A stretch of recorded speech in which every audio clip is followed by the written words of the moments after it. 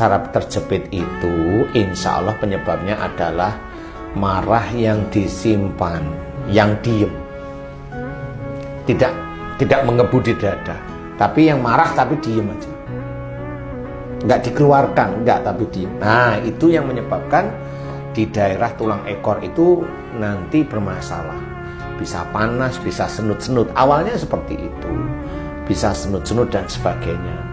Itu yang bisa menimbulkan saraf terjepit, atau di daerah kloaka atau anus. Ya, anus itu yang luar, atau kloaka yang agak dalam itu munculnya tumor. Waduh. Nah, itu nanti macam-macam. Kalau dia diem, nggak mau bicara atau ini, ya itu bisa aja tumor. Kalau ada masalah keluarga nggak mau bicara, itu nanti jadinya tumor. Dipotong nanti ususnya sama dokter, taruh di sini. Keluarnya dari situ. Jadi habis makan langsung gitu. Ya itu. Nah, bagaimana caranya jangan sampai begitu, ya harus belajar ya. Nah, saraf terjepit itu menyimpan marah yang disimpan diem, tidak dikeluarkan.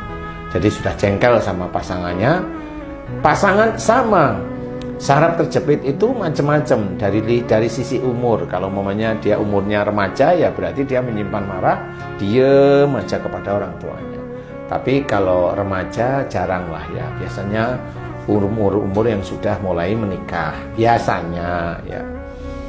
Nah, kalau udah umur menikah, dia umurnya belum di atas 45, berarti si mbak atau mas ini sering menyimpan marah di antara pasangan ini.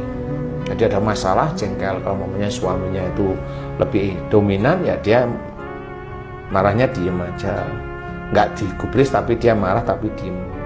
Nah, itu nanti saraf terjepitnya muncul di tulang ekor. Atau si suami yang lihat istrinya itu lebih dominan, ya diem marah, tapi ya itu nanti sama saraf terjepit munculnya di situ. Marah yang diem, jadi marahnya nggak kelihatan. Kalau marah di sini itu kan kelihatan, mukanya itu udah kelihatan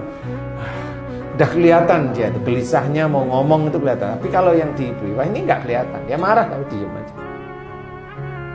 Nah, itu lama-lama nanti bantalan tulang punggung itu nanti akan menonjol dia. Nah, itu mengenai saraf yang ada di daerah tulang punggung. Ya, lumbar berapa, seperti itu. Saraf itu kan kecil sekali ya. Iya. Dan dia itu di dalam daging, di dalam apa?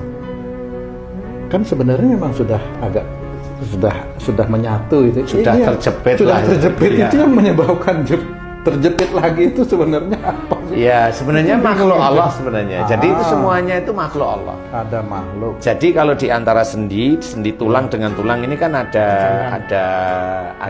apa namanya, kayak tulang rawan atau sesuatu yang ini. Nah, ini biasanya itu meradang, ya, membengkak istilahnya. Dirusak oleh makhluk itu. Dirusak oleh makhluk. Kenapa ini ada di daerah tulang punggung? Karena tulang ini yang dia manusia yang kena itu, yang banyak tulang di belakang itu kaku di dalam mengatur kehidupan, kaku, ada emosi, ada kaku, makanya di sininya meradang. Jadi tulang dengan tulang itu harusnya menyatu. Kalau menyatu itu suami istri itu tidak pernah berantem, itu menyatu jadi aman.